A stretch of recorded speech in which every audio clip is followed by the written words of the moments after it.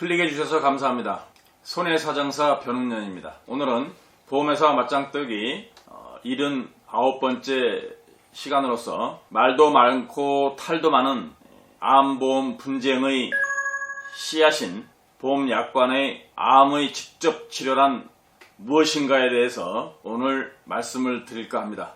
지금 서울 서초동에 대한민국 제1의 생명보험회사인 삼성생명의 본사 사옥 앞에는 암 환자들 수십 명이 집단 농성을 벌이고 있습니다. 이들은 며칠 전 국회를 방문해서도 이 보험회사의 암보험금 불지급에 따른 기자회견도 연 바 있습니다. 얼마 전에는 이 암 환자들이 집단으로 보험회사를 상대로 해서 보험금 청구 소송을 제기하였는데 약관에 암의 직접 목적의 치료란 암 종양수술을 제거하고 난 뒤에 요양병원에서 면역력 강화나 아니면은 암의 부작용 또는 합병증 등을 치료하는 것은 암의 직접적인 목적이 아니다고 보아서 보험회사는 보험금 지급 책임이 없다는 그러한 판결이 나오기도 하였습니다. 그러나 또 다른 대법원 판례를 보면은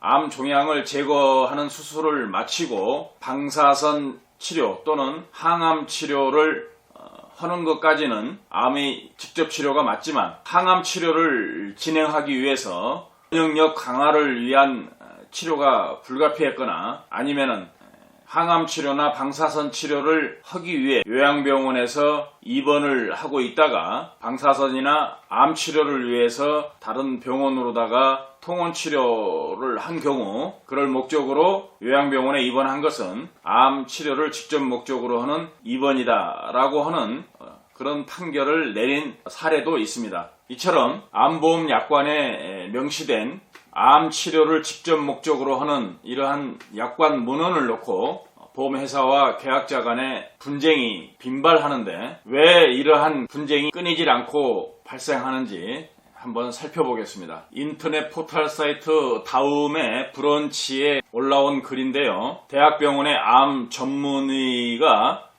그 암 전문의 입장에서 본 암보험 약관의 암에 대한 직접 치료란 그 제목의 글을 올렸습니다.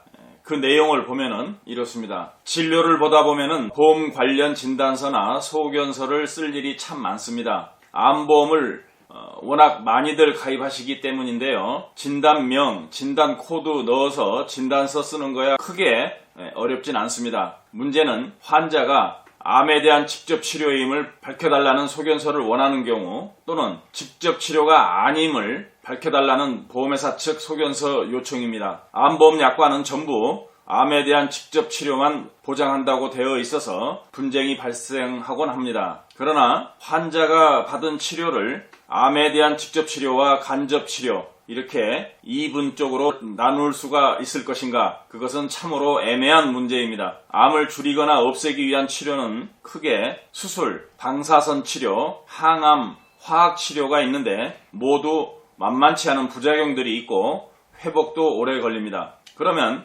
그런 부작용에 대한 치료는 직접 치료가 아닌가? 암으로 인한 합병증, 즉 황달이나 복수, 폐렴, 출혈 등등 이러한 합병증에 대한 치료는 직접 치료가 아닌가 이렇게 나누기가 무척 애매합니다. 보통 수술 또는 내시경 시술로 치료가 끝나는 초기 암 환자에서는 이런 문제들이 없습니다. 그러나 진행암, 전이암 환자에서는 암 치료 외에도 그 합병증을 조절하기 위한 치료가 필요한 경우가 많기 때문에 직접 치료를 어디까지로 볼 것인지에 대해 분쟁의 소지가 있습니다. 종합병원 응급실 및 종양내과 병실에 있는 암 환자들은 대부분 암으로 인한 합병증 치료 때문에 온 분들입니다. 대부분은 종양을 제거하거나 종양의 증식을 억제하기 위한 수술, 방사선 치료, 항종양, 즉 항암 약물 치료 이러한 치료는 직접 치료로 보고 있지만 암으로 인한 후유증 완화, 합병증 치료를 위한 입원은 암 입원비 지급 대상의 직접 치료에 해당하지 않는다고 판결한 사례가 있습니다. 사실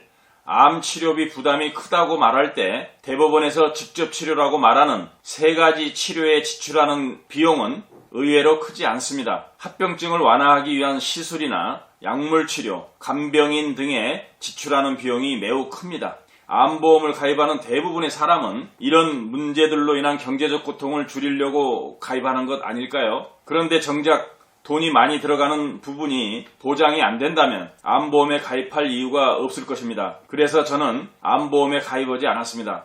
사실 의학적으로는 직접 치료와 간접 치료를 구분하는 것은 의미가 없습니다. 둘 다 암 치료에 빠져서는 안 될 중요한 치료이기 때문이죠. 이렇게 대학병원의 암 전문의가 글을 올린 것을 제가 봤습니다. 국내에서는 최초의 암보험은 1980년 12월에 출시되었습니다. 40년 전의 일이죠. 1988년 7월에 20세기 암보험이라는 이름으로 생명보험회사들이 공동 개발한 암보험이 등장했습니다. 그 이후로 암보험은 다양한 형태로 보장을 확대하면서 지금 현재에 이르고 있는데요. 최초의 암보험 약관에는 암의 치료를 목적으로 하는 입원이나 수술 시에 암 입원비나 암 수술비를 지급한다고 단순하게 쓰여 있었습니다. 암의 치료를 위해서 입원을 하거나 암의 치료를 위해서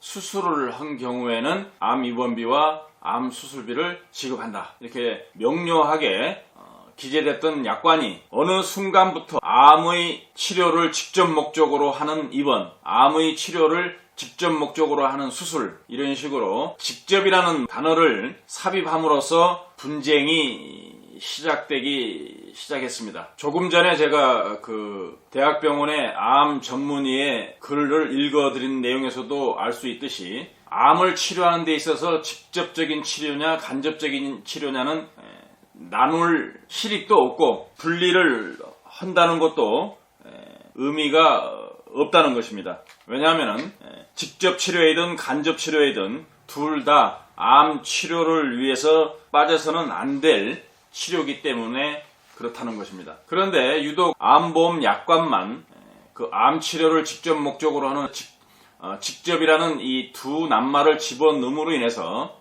보험금을 청구하는 계약자와 보험금을 지급할 책임이 있는 보험자 간에 매번 분쟁이 발생되고 충돌이 일어나고, 그래서 지금 현재 삼성생명 본사 사옥 앞에도 암 환자들이 암 입원비 일당을 왜 안 주느냐, 나는 요양병원에서 입원하고 있으면서 암 치료를 했는데 왜 암 입원비 일당을 안 주느냐 하고 농성을 벌이고 있는 것입니다. 자, 이러한 경우 우리 계약자들은 앞으로 어떻게 대처해야 될까요? 그것에 대해서 말씀을 드리겠습니다. 제가 다른 영상에서도 수차례 말씀을 드린 바처럼 보험계약을 체결할 때 계약자는 계약 전 알릴 의무, 즉 고지 의무를 지지만 보험회사는 보험약관 교부 설명 의무를 진다고 말씀드렸습니다. 즉 보험회사는 계약을 체결할 때 계약자에게 보험약관을 교부해주고 약관의 중요한 내용을 설명해줄 의무가 있는데, 그러한 의무를 이행하지 않고 계약을 체결했을 때는 보험회사는 그 약관의 내용을 계약의 내용으로 주장할 수 없다고 제가 말씀을 드렸습니다. 보험 약관의 중요한 내용이란 보험금 지급 사유 또는 보험금을 지급하지 않는 면책 사유, 보험계약 무효 사유 등 보험계약 당사자 간의 이해관계에 있어서 매우 중요한 그러한 내용들을 말합니다. 이 암보험 계약을 체결할 때 계약자들은 암 진단이 되면은 그로 인한 수술이라든가 입원이라든가 통원이라든가 이러한 진료비를 암보험에서 다 보상해 줄 거라고 생각을 하고 암보험을 가입합니다. 그러나 암보험 약관에는 암의 직접 목적의 치료가 어떠한 치료를 말하는 건지 구체적으로 보험회사가 설명해 주지 않는 한 일반 보통의 보험계약자들은 암의 직접 목적의 치료가 무엇인지, 어디까지가 직접 목적의 치료고 어디까지가 간접 목적의 치료인지 도저히 알 수 없기 때문에 보험회사는 보험계약을 체결할 때 암의 직접 치료가 무엇인지에 대한 설명 의무를 진다 할 것입니다. 따라서 그 설명 의무를 지지 아니한 보험회사는 뒤늦게 암보험금을 청구하는 계약자에게 약관을 들이밀며 암의 직접 치료만 보상해준다고 했으니까 이거는 보상이 안 되겠습니다 하고서 그 약관을 계약의 내용으로 주장할 수 없다는 말입니다. 최근에 나오는 암보험들은 요양병원에 입원해 있는 경우도 그 암 요양병원 입원비를 지급하는 특약을 새로 만들어서 특약을 첨부한 경우에는 요양병원에 입원한 경우도 입원비를 지급한다고 새로운 상품들이 요새 나오고 있습니다. 그러나 그거는 지금 현재 나온 상품의 계약을 체결한 계약자의 경우에 하는 것이고, 예전에 이미 보험을 체결한 계약자들은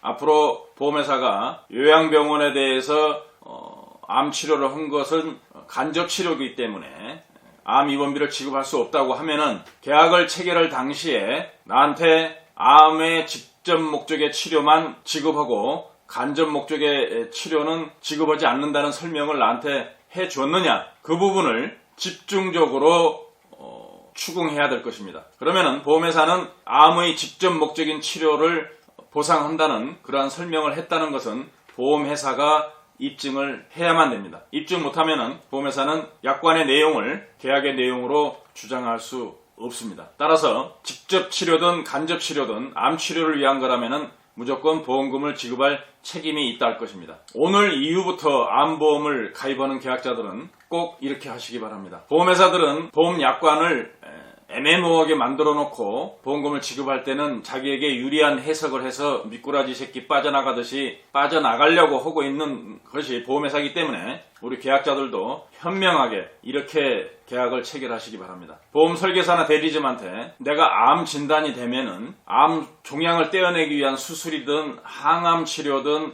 방사선 치료뿐만 아니라 면역력 강화를 위한 치료 또는 암으로 인한 후유증이라든가 합병증 치료도 전부 보험금을 지급하겠다고 이 보험증권의 설계사의 자필로 써달라고 하십시오. 만약에 그것을 안 써주면은 그 보험 계약은 체결하지 않겠다고 거절을 하십시오. 대부분의 보험 약관은 암 치료를 직접 목적으로 입원한 경우에 보험금을 지급한다 이렇게 돼 있기 때문에 설계사가 그걸 써주지 않으면은 가입할 보험회사는 없는 거 아니냐 이렇게 하지만 계약이 아쉬워서 모집수당을 받고자 자신있게 그러한 문구를 써주는 보험 설계사도 있을 것이라고 생각이 됩니다. 나중에 문제가 발생돼서 그 설계사가 보험회사로부터 책임 추궁을 당하고 구상을 당하든지 말든지 그거는 계약자가 신경 쓸 일이 전혀 아닙니다.